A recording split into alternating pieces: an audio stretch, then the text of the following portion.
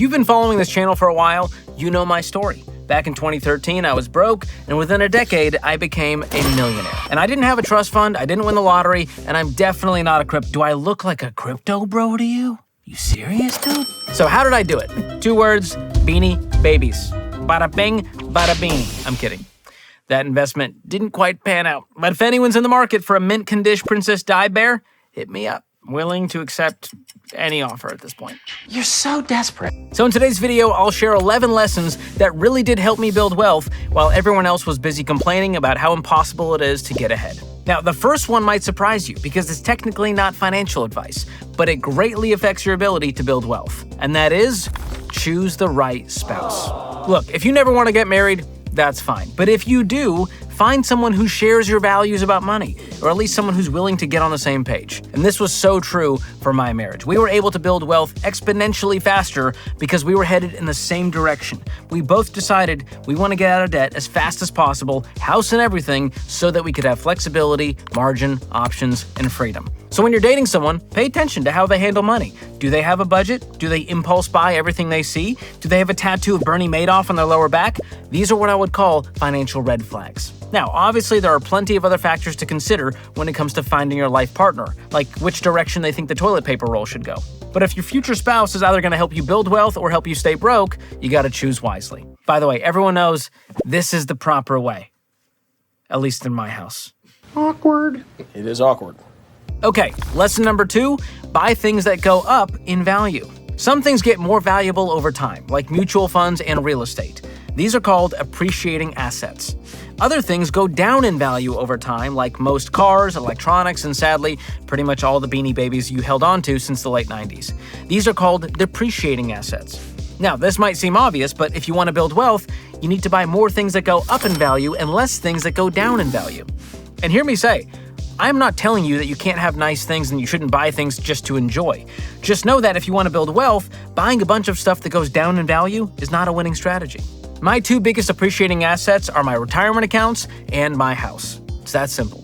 So bottom line, buy things that make you actually wealthy instead of things that just make you look wealthy. Okay, next up, don't DIY everything. Listen, come here. Stop pretending that you're on Trading Spaces, Braxton. Okay, just because you saw Ty Pennington do it doesn't mean you should also spray paint your couch. Look, I get it, we've all been there. You got a little plumbing issue, you don't want to pay a plumber $100 just to come out and tell you it's going to be another $700 to fix it.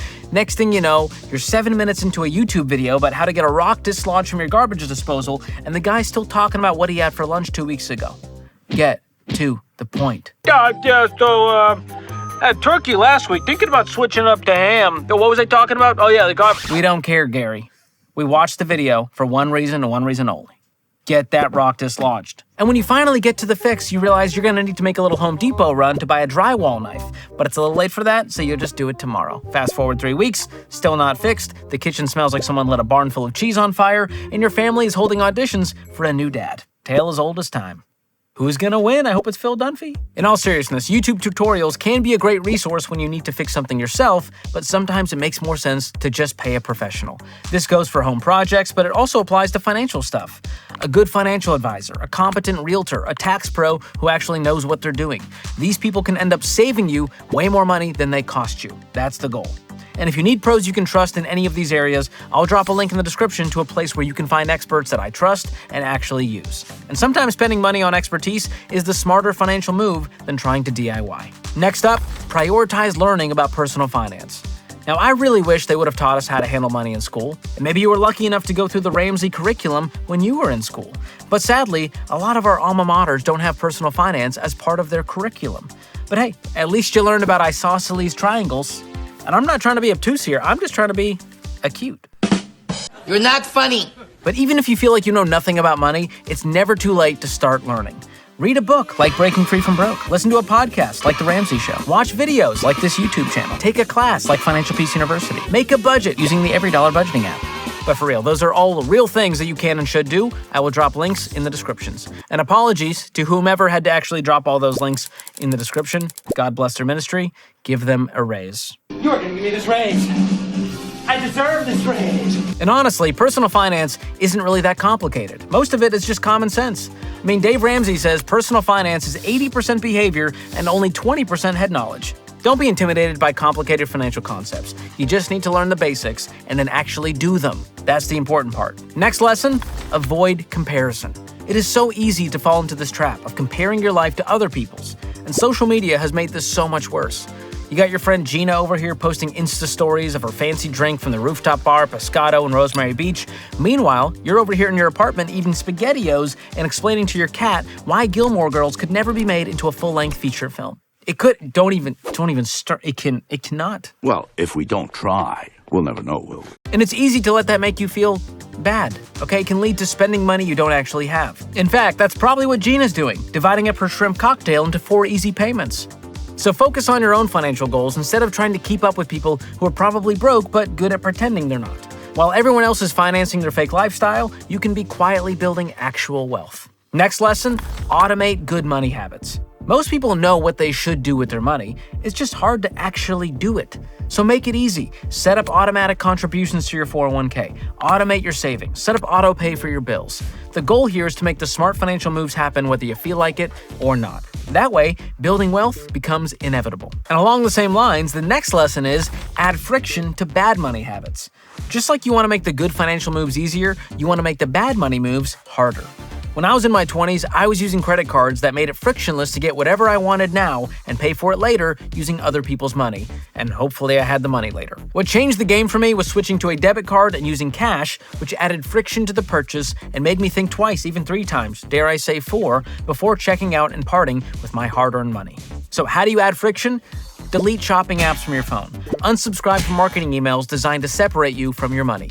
Delete your payment info from your favorite websites. Instead of a 1-click purchase, how about like a 9-click purchase? That might cause some friction. Set up alerts that shame you when you overspend, whatever it takes to keep you from making dumb money moves that are holding you back. The goal is to create barriers between you and stupid financial decisions that can keep you from building wealth. Next up, hang around the right people. Again, this one might not feel financial, but it definitely affects your money and your goals.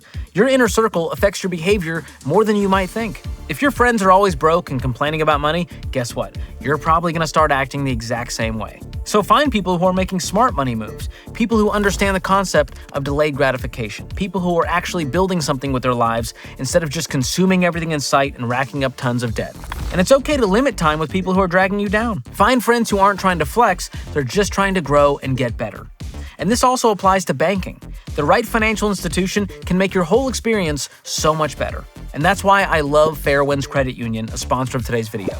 Most of the big, out-of-touch banks are just trying to shove debt in your face. But Fairwinds gets it. They literally put up billboards encouraging people to get out of debt because they want to actually see you win with money. And with over 33,000 free ATMs and over 5,000 credit union partners nationwide, you're covered just about anywhere.